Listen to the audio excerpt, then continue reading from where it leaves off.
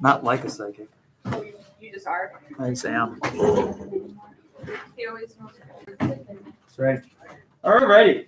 Let's start talking about stuff. So today you were supposed to come to class with a thought about how to model Dillard's voice. So let's just go around quickly and make sure that we all have something that we're drawing from. So Hale, what did you come up with? Fishing. Fishing. Fencing. Fencing? As in the production of fencing. Oh, okay. That was the more interesting No, Olympic not sport. sword fighting. Yeah, okay. Well, it's not sword fighting, it's fencing. Softball? Tiny swords. Driving? Yep. Hockey. Golf? Driving. Jumping. What'd you say? Jumping. Oh, okay. I thought I said different. I'm not decided. Undecided. Painting. Painting? Dog training. Dog training? Okay. Hunting? Driving? Pitching. Pitching. Okay, so what you're going to have to do is take that and write about it similar to the way that Dillard writes about it, down to the point of you're going to pretty much mimic her sentence structure.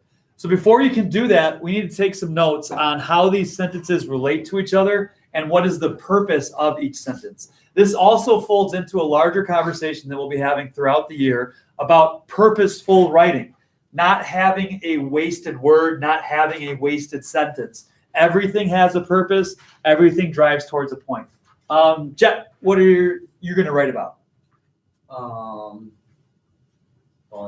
Volleyball. Okay, super duper. Okay, so you're going to want to have your Dillard piece out to take notes on, and then you're going to want to have your notebook down.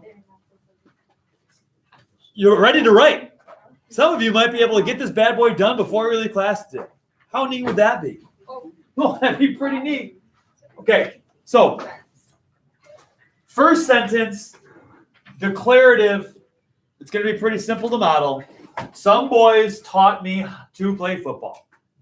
Yours will be, some some Larson kids taught me how to drive.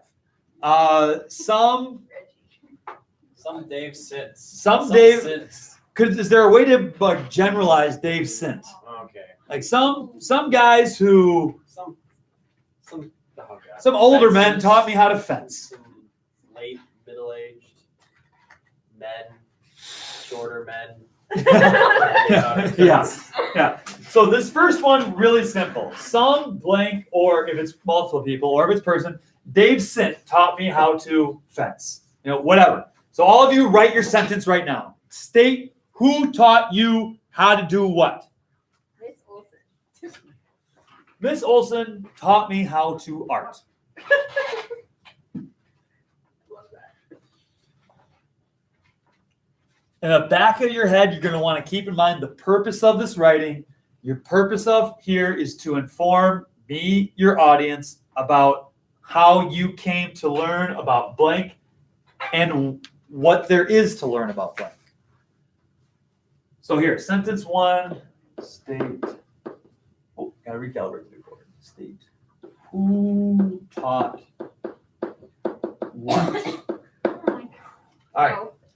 On to sentence two. Somebody tell me how sentence two relates to sentence one. This was a fine sport. Miss Cheney? You're like saying that you like it. Your opinion on it. Yeah, your opinion on it. Miss Olson taught me how to art. This was a fine subject. Miss so-and-so taught me how to drive. What might be more appropriate for drive than fine? Scary or useful. Essential. This was an essential skill. This was a fine sport. This was a scary endeavor. So it taught me how to play fencing. Is it fine? It's a little Do you like it? taxing. Taxing? You kind of need to make a decision here, though, because she says this is a fine sport. And then the rest of it is about the sport in a positive light, the things she liked about it. If you don't like fencing, it should not be this is a fine sport. Dave Sint taught me how to fence. This was a terrible thing to learn. This was an exhausting endeavor. You could be whimsical too. Somebody taught me how to make a fart noise with my armpit. Justin Lindenberg taught me how to make a fart noise with the armpit. This was a pointless endeavor. All of this works. But this sentence is important because it's going to give you the tone that you use to talk about the rest. So be careful with it, is what I'm saying. Take a minute, think, write your second sentence while I recalibrate my whiteboard.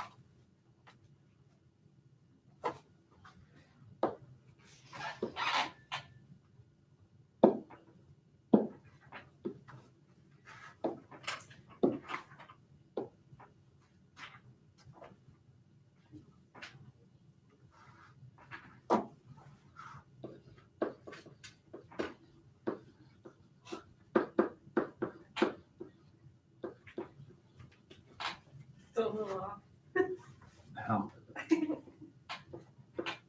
How's that even possible?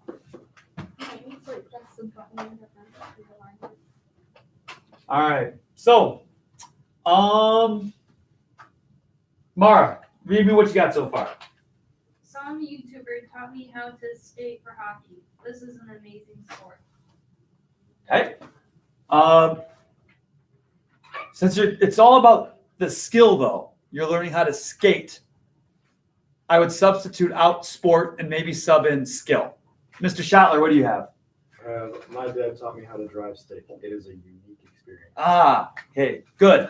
What word pops out there from Schottler? Unique. And why does that work so well? Because it explains how Yes. different it is. Yeah, stick isn't really something that people are into nowadays. Most And people don't bother. I know. I tried to learn how to drive stick and I ended up stranded outside of a subway in the middle of River Falls. It's really embarrassing. Yeah, I stalled in front of the truck. And Mr. Peterson, what do you have so far? My father taught me how to hunt. This was an adventurous. Okay. Now, next sentence. You thought up a new strategy for every play and whispered it to others. You went out for a pass, fooling everyone. Best, you got to throw yourself mightily at someone's running legs. Either you brought him down to the ground, and we'll get to that in a second. So what is sort of like the commonality between these three sentences right here? You went out for a pass, fooling everyone. Best, you got to throw yourself mightily at someone's legs. The highlights of it. Yeah. Kind of Like explaining what involving it new is. activities. Yeah, what you do and what's in, because it's a fine sport. These are things that are interesting, right? What's more interesting? You thought up a new strategy for every play and whispered it to others. That's an interesting thing to do that makes the sport fine. You went out for a pass, fooling everyone. Again, something that's interesting. Also, two sentences in a row that are about kind of like deceiving. Right? You're fooling others with your whispers. You're fooling others with your routes.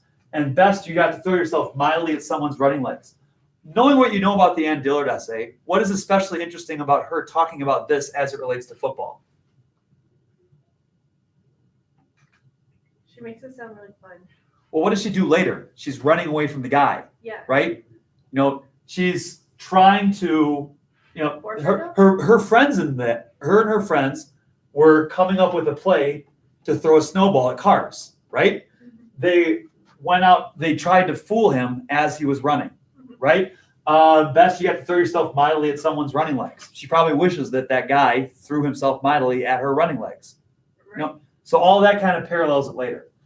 So things that you're going to want to do. Start these next few sentences. God dang it.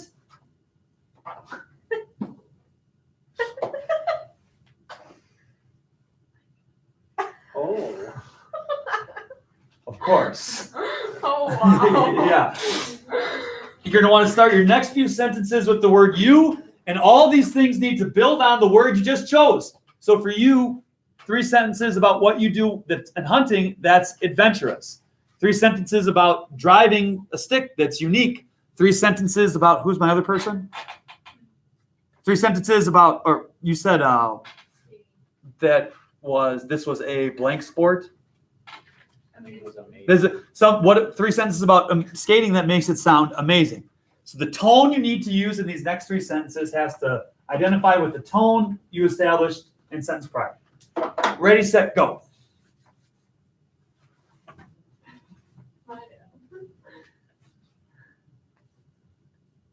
Oh, sorry. I don't mean to stop you, but I have to. These two sentences are past fooling everyone. Those two sentences have to be very similar structurally. Both of these sentences are about the same length. Both of these sentences identify something you do and a consequence of that thing. And then your last sentence needs to start with best. What is the best thing you get to do relative to your activity that you learned from? Does that make sense? So two sentences, they're like, you got to do blank, which is blank. And then lastly, best, and then what's the best thing you get to do?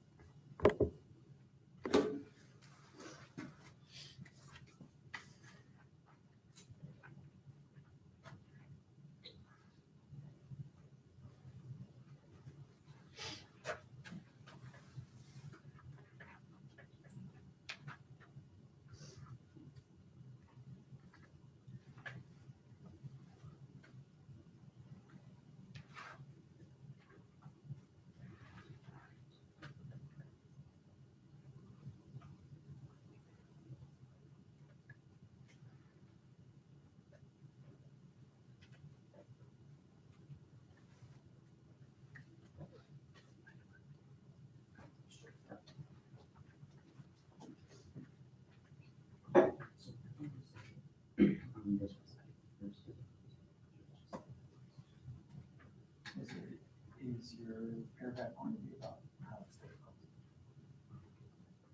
Did you like it because it's difficult? Yeah. Then I would say this is a difficult story.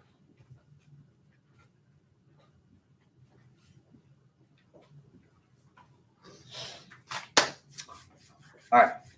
Let's see what we got so far. This next part's where it gets tough. Roy, what do you got? Start from the beginning. Okay. My dad taught me how to catch fish. This was a unique but rewarding skill. You would need to never lapse in your tension, or you would face coming up empty. You would have to set your line at the correct depth to ever be close to catching any fish. Best was if you had everything right, you enjoyed the thrill of reeling in your prize. All right. And the best part is the thrill of reeling it in. Yeah. Right? So good job. We got our use. You had parallel sentence structure in there, and then ended with your best thing. Tofola, what do you have so far? Not done yet? Buchanan. Okay, I'm thesaurusing a word right now, but okay. A wise man, Bruce Larson, taught me how to draw. This was a scary but essential need in my life. There was a new instruction and direction every few feet, almost driving into other cars or off the road. You may have forgotten to hit the brake at a red light and gone into a busy intersection, causing a good fright. Best of all, you got to learn new skills and life lessons from the. I need a word that's another word for scary. Okay. All right, so we're just thesaurusing the heck out of scary right now. All right, great. And then lastly, hammer time. I am Not done yet. All right. Okay, so your last sentence, the one you just wrote that starts with best. So best, it was thrilling. Best, you got to learn life lessons. Don't feel bad if you end up having to change that. Up until now, each of these sentences build off of why football was nice. When you look at the rest of this paragraph, what does the rest of this paragraph build off of? Is its connection back to the word football and what they like about football, or is the connection back to something more specific? Because I asked you the question, it's probably connecting back to something more specific. What does the rest of this paragraph develop? Kind of talking about how you get hurt, or like tackling and stuff like that. Which is what the best is. Right. So the rest of this paragraph is about this best. So you need to make sure that your best is something that can sustain the rest of the paragraph. In your case, it will be about the thrill of reeling in the fish. In your case, Miss Buchanan, right now, it'll be about the learning life lessons from, the Distressing. from the distressing Mr. Larson. Okay, so best, you got to throw yourself mildly at someone's legs. Either you brought him down or you hit the ground flat on the chin with your arms empty before you. So here it's an either or statement about success or failure that comes right afterwards. Mr. Hale, this will be really easy for you. Either what or what? Either you reel the fish in or your line goes slack and your chin buries itself into your chest as you begin to weep, thinking about the one that was, thinking about the Sunny that said, Absolute monster that was on. yeah, the bluegill that winnowed away. It was all or nothing. Okay, so this is about the drama of either succeeding or losing, winning or failing. Winning or failing, going to be easy there. Think about something, though, like life lessons from Larson. What are the two opposite sides of the coin? Here, it's either you brought him down or you came up empty. How can you have an either or? How can Buchanan get an either or for Larson, life lessons? Either she doesn't learn life lessons by giving up, or she continues to forget. Yeah, either she soaks it in and becomes a better person, or she ignores it and becomes somebody who lives under a bridge later in life. Scholarship, no, that won't happen. Hunting, I'd imagine, would be something similar. Either it happens or it doesn't. So come up with your either or sentence, and then it was all or nothing. In this case, it's all or nothing. In your case, it might be something different. But it has to be related back to your best sentence.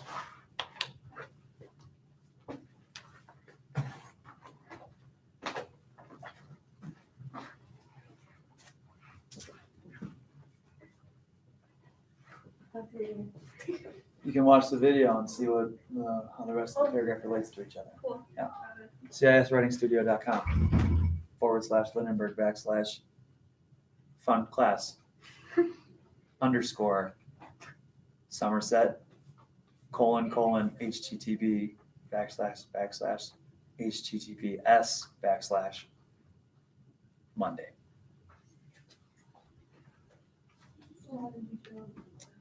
I mean, the web is a pretty elaborate place.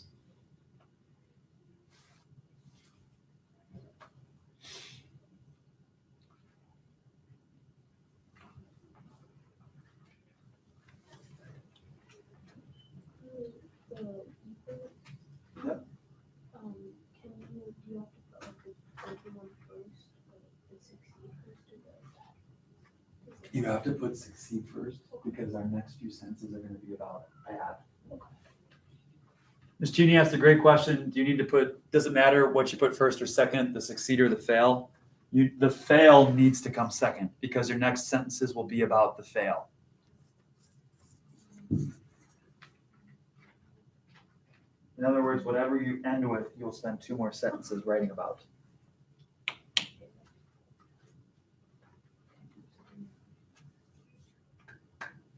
Erickson, are you good? These were just Call like chat. We're just doing like the first section until the all or nothing, or we're going past that. We are stopping with all or nothing, Oh. because then the next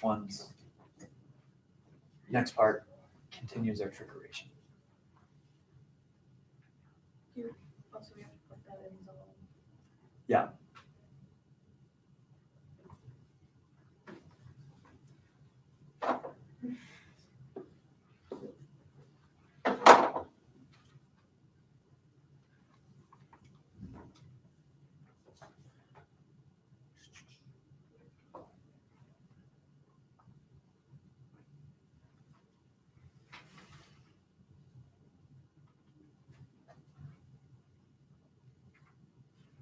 All right, Miss Erickson, what do you have? Start from the beginning. Okay. My dad taught me how to play softball. This was a rather difficult task. You had to somehow hit a flying object with a bat. You had to figure out how to throw a ball to a specific area.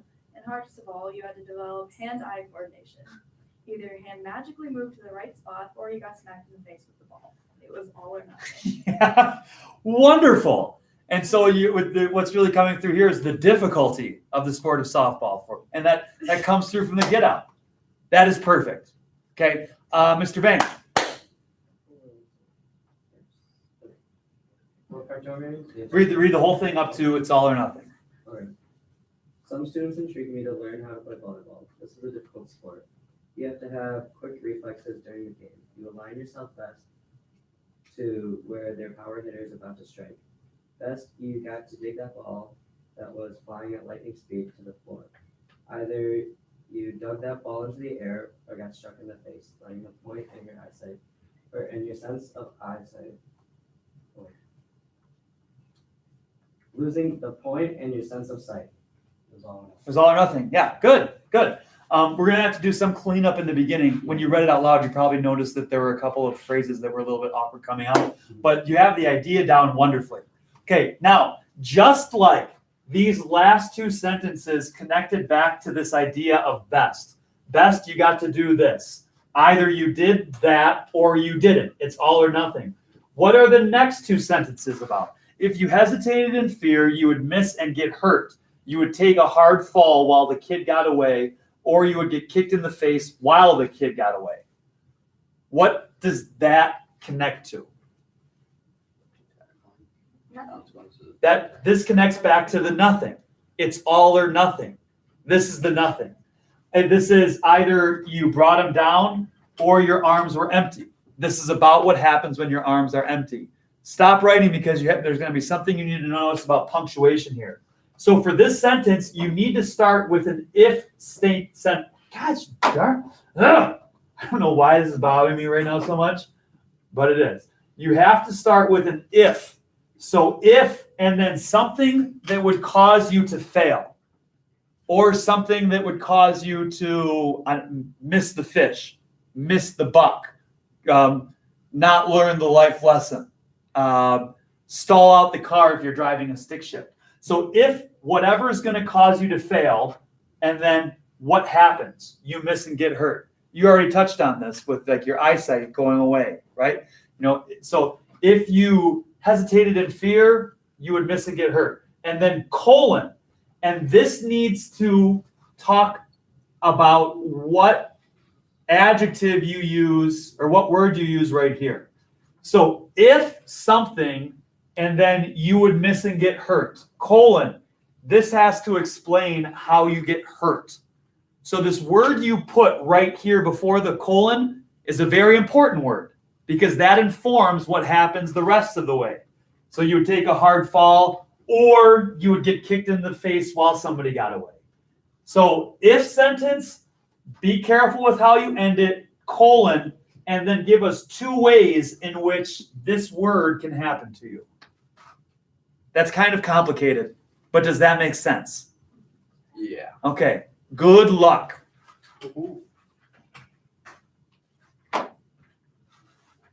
And so you should be going up right now to the red line. Talking about the failure of whatever it is you are discussing.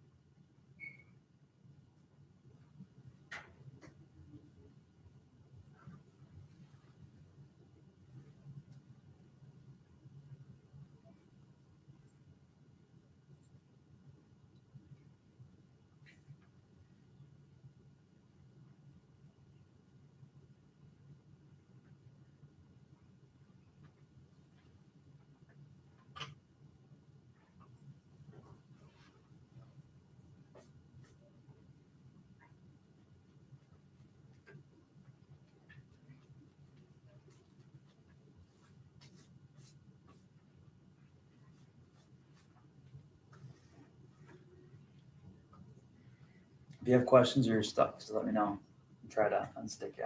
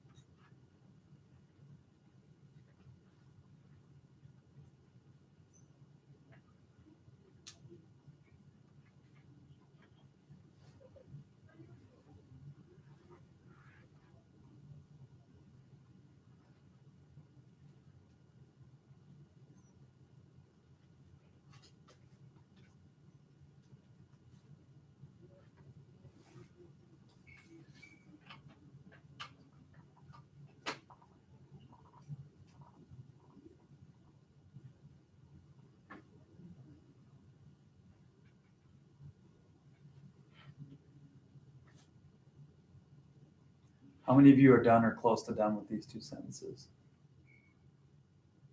And how many of you aren't close? And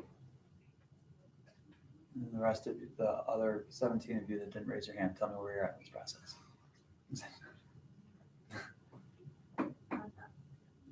Now this will just inform, like, well, we only have about 6 more minutes left with each other. So I need to kind of like make a instructional choice here soon. So how many of you are done or close to done? 1, 2, 3, 4, 5, 6, 7. How many of you are, they got started, but still a ways away? And how many of you are lost in space? This is good. Okay. So instead of, or one of you, or one of the done people, share what you have so far, just so we can hear that sound. Julia, haven't heard from you yet. Start from the beginning. In the beginning? Yep. My dad taught me how to play golf. This is a fun sport. You never hit the same shot twice. You always hit the ball somewhere different. Best you get to be outside.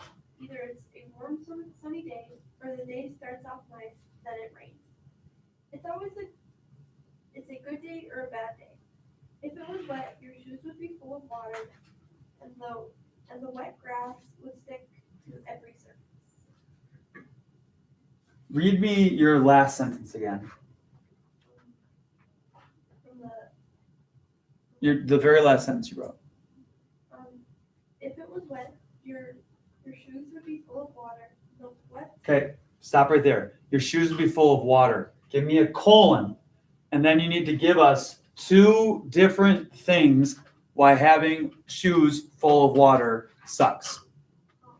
Okay, so your shoes would be full of water. Colon. Every time you walk, there would be a gruesome squishing emanating from your feet, comma, or your socks would become so soggy that your feet. What's the thing you get with what? If you would trench foot, gout. I don't know, something like that. Yeah, gout. That colon and then this or this is essential to this part. Okay, now, just to kind of give you a clue headed into tomorrow, you're going to finish up your Ann Dillard paragraph. Next thing you need to do, it starts with a but, so you know what's going to happen. You're going to shift from talking about the failure to what? Success. Talking about the success. So you're going to go period, but. You might want to underline this. You have to go but if, and then you talk about the success in some way. And then this dash, in between this dash, this needs to be a different way of talking about what goes before the dash. So, but if you flung yourself wholeheartedly into the back of his knees, okay, dash, this gets more specific about being flung wholeheartedly to the back of the knees. If you gathered and joined body and soul and pointed them fearlessly. This is also a more metaphorical way of talking about going at the back of his knees. So in the dash, you need to talk about what's happening before the dash in metaphorical terms that conveys your tone. She's talking about this as it's a heroic thing because football to her is courageous and heroism. You know, if you're talking about learning how to fence from Dave Sint, maybe it's not heroic. What's the tone you're going for, Mr. Nelson? Kind of diligence in that if you get your work done early, you won't have to spend as long out in the blazing Okay, sun. so this should be some sort of figurative language type jam that conveys that idea and using that tone. Does that make sense? So I'm walking you up through this point right here, and then on your own, you need to figure out how to mimic Dillard's last two sentences with whatever subject you are writing about. So to recap, give me a but if, and then talk about if you did the good thing, give me in between the dashes, state that good thing in more specific metaphorical words carrying your tone, and then end the sentence. You figure out how to do the last two on your own. Again, you're mimicking Dillard's sentence structure. You're mimicking the way in which she communicates an idea. You come back tomorrow, we'll share these with class, and I guarantee you most of you will be pretty proud of your writing. Any questions? I'm not going to be here tomorrow because we have to leave early for cross country. Good Yes. God. We will. Fortunately for you, it'll be recorded. Okay. It'll be on the Google Classroom Jam with any homework that we have, or more importantly, any in-class activities that we do. I said this to my AP classes. The same thing holds true here. You know, you don't necessarily get homework every day. So if you log on to Google Classroom and you say, oh, no homework, good to go. The in-class activities are more important than anything I could assign homework-wise. For example, what you just accomplished now. You know, if you missed today, like Miss Mesker and Miss Bro, you would be well served to watch this video and go through this activity on your own during a resource time or something like that. So you're going across country, it'll all be on the internet. Okay.